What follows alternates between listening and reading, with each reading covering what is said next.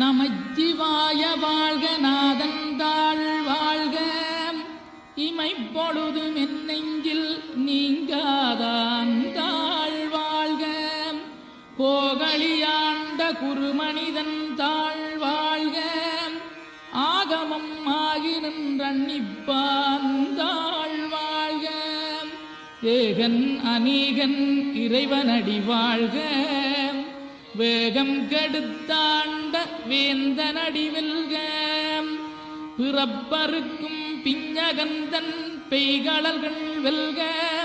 புறத்தார்